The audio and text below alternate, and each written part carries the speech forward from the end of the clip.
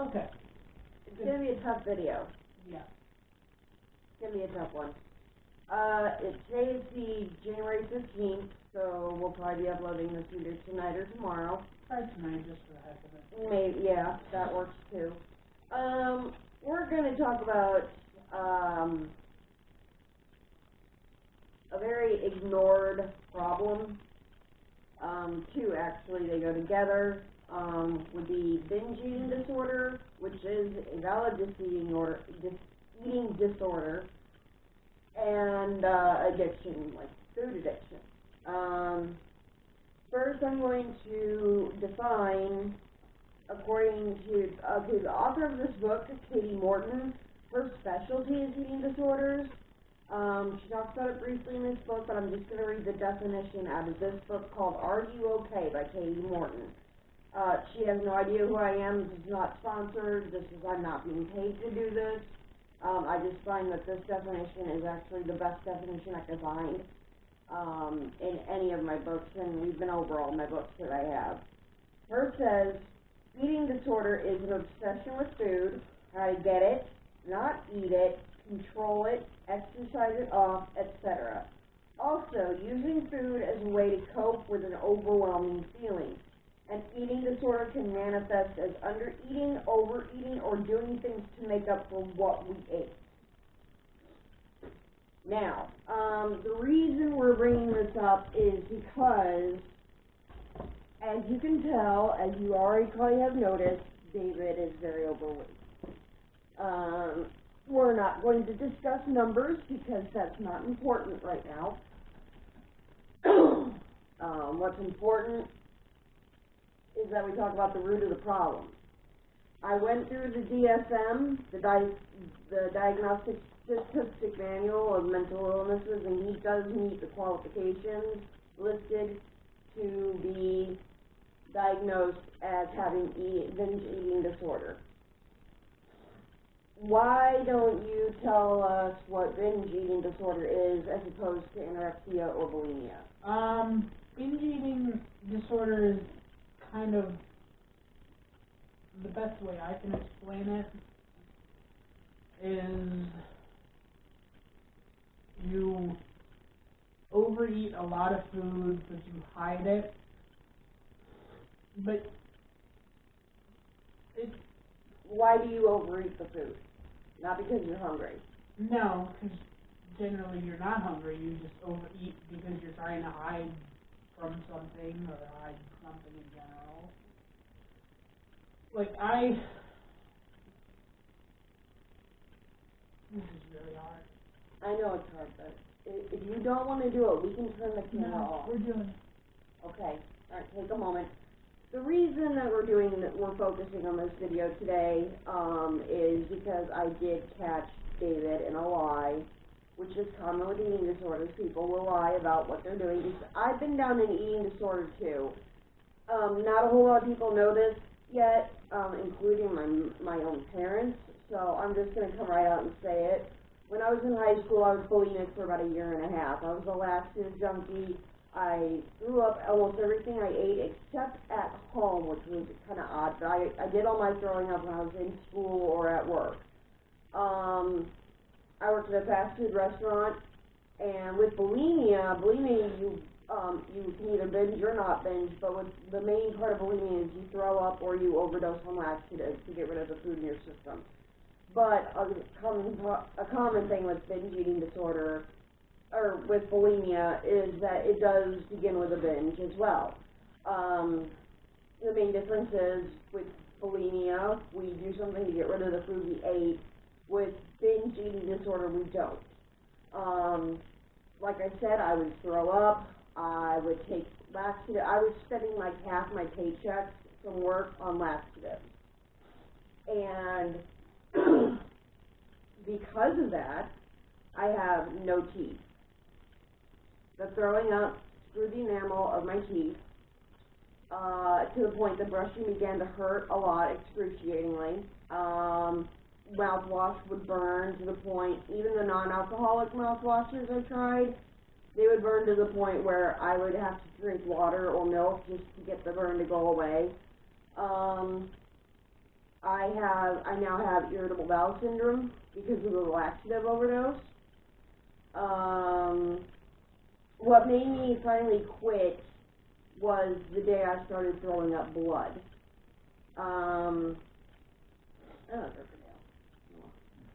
Put this. So that's what inspired me to quit, was the fact that, oh shit, I'm throwing up blood, this isn't good. I knew what I was doing, and I knew that it was an eating disorder, and I knew I needed help.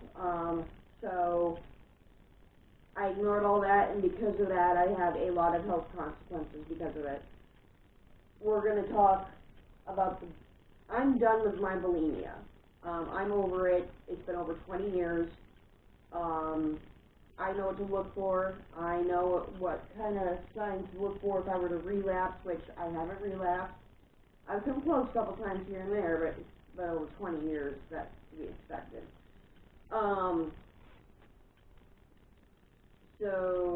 But I do fight my own addiction to cigarettes. And I made a deal with him that from now on, when he feels the urge to binge, because of whatever emotion is controlling him at the time, he has to come to me.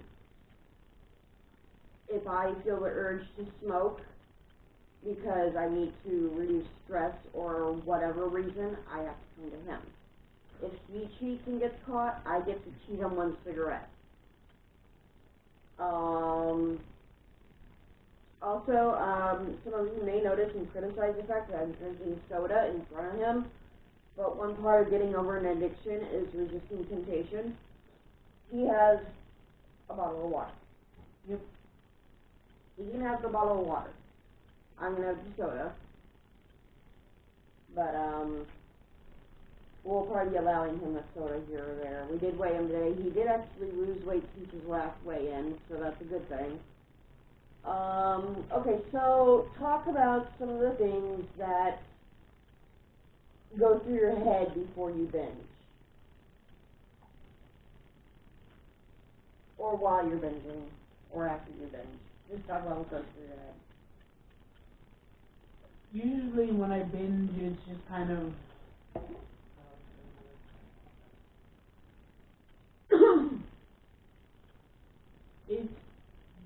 it's the deepest, darkest pits of my mind.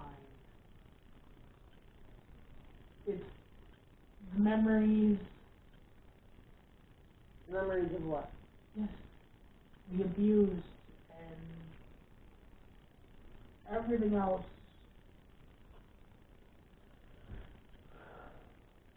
Talk about what your mom did. What, when she left? Mm-hmm. How old you were? My mom left me and my dad. Conflicting stories. I don't know who the hell to believe in that situation. She left when I was basically 4.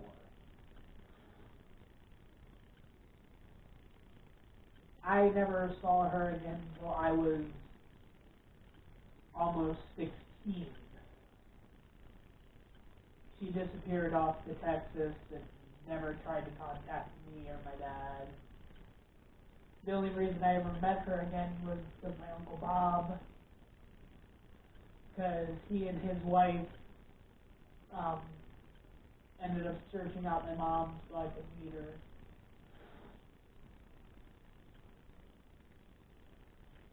But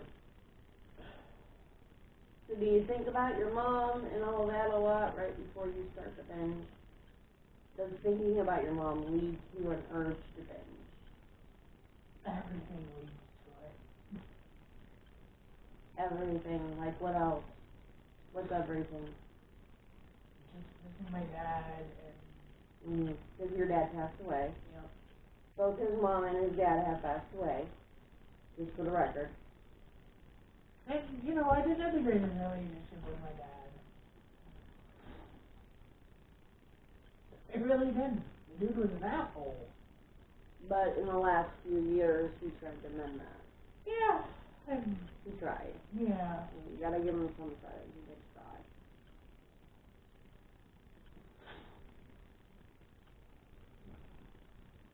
So, one thing Katie Morton has said in the past is that the feeling of being unloved completely can lead to binging, because you're filling the void of not having anybody that loves you with the calories and the endorphin high you get after eating all those calories. Yeah. But here's the thing. I don't know your parents, so I can't pass any judgment on them. I think your dad did love you, even if it was in his own twisted kind of way. Yeah. But here's the difference between then and now. Can you tell me what the difference is? There's one difference between then and now. I'm grown up. No. They're gone and I'm not. No. I'm with you. Yes. Yeah. And sometimes I think about the fact that you're just in the room next door. Mhm. It just, sometimes it's just so overwhelming. You ever doubt my love for you? I don't know. I don't doubt it. It doesn't pop in my head sometimes. Or sometimes I just,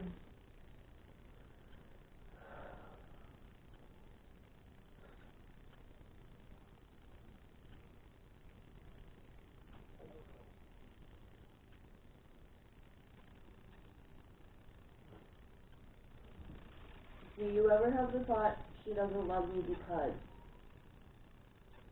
Or she's going to stop loving me because? yeah, I do sometimes.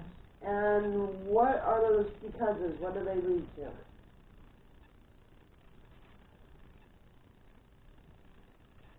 Mostly shame, Mhm. self-shame.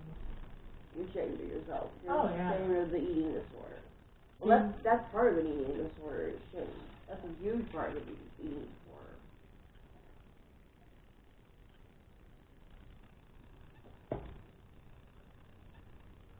You can base it sometimes off your past experiences with previous girlfriends. Oh, yeah. Well, here's something to think about when it comes to the previous girlfriends. What was the longest relationship you had? Before you? Before me. 2 years. 2 years. 2.5 years. How long have we been together? This year will be 7. 7 years. Yeah. 6.5 at this point, 7 in a few months. What does that tell you? You're different.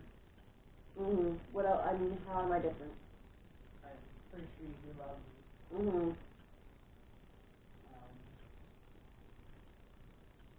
You're not willing to give up. Mm-hmm. That you do have somewhere to go now, Yeah. other than the kitchen. Yeah.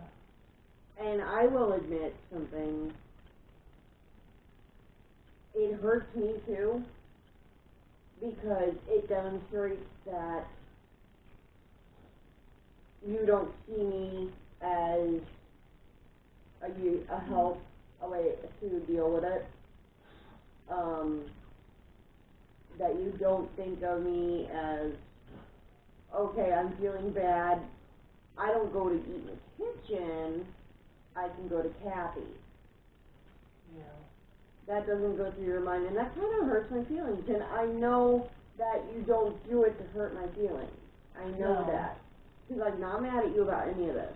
I just want you to know that straightforward. Because, like I said, I've been through an eating disorder and I've been through addiction. I know them both very, very well. But,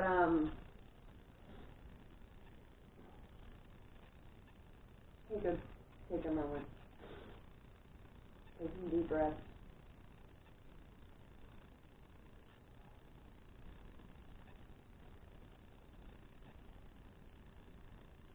So we're going to hopefully enact a plan of action. when I want to smoke, when you want to binge, We go to each other. we go to each other. We talk through it. We don't go to the kitchen. We don't run out to the patio to smoke. I have 2 cigarettes left in my pack. That's it. I'm done. I've been trying to quit. As you all probably know, if you've watched our previous videos, I am trying to quit. I've been having difficulty with it because, well, it is an addiction. And that's part of the reason why I don't get mad at you when you binge. Because I know it's an addiction. I know how hard it is to control. Yeah. But I just want you to realize that there are alternatives. You didn't have a mom or a dad very much in your life. And your past girlfriends don't have the best track record for being compassionate people. But given that I've experienced all this stuff myself, and I've learned from other people in my life, watching other people in my life deal with their own addictions and such like that, I've learned a lot about it. I'm no expert. I'm definitely not an expert, and I definitely have a lot more to learn. I'm not a doctor, so you know that's that there. But I would like you to see me as different than that.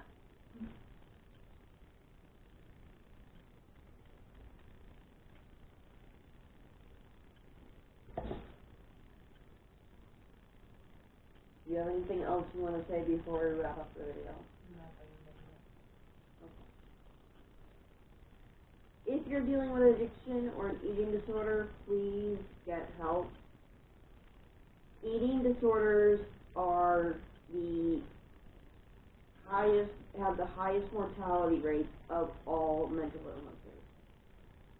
Whether it's bulimia, anorexia, binge eating disorder. There's a couple of other new ones that I don't know the names of yet, but I'm sure I can look that up and find those if I need to. But will you stop wiping your nose on the blanket? Ew. Yuck. I have to wash that blanket, you know. Anyway.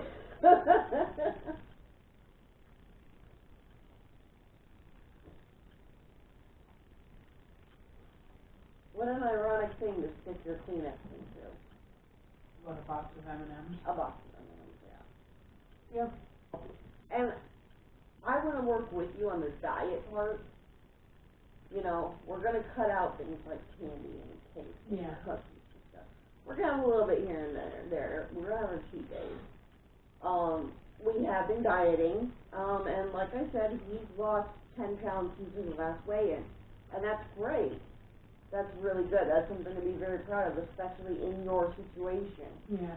But I did catch you in a binge. Yep. So, in the future, I come to you, you come to me. Yep. And we'll probably look into getting him back into therapy.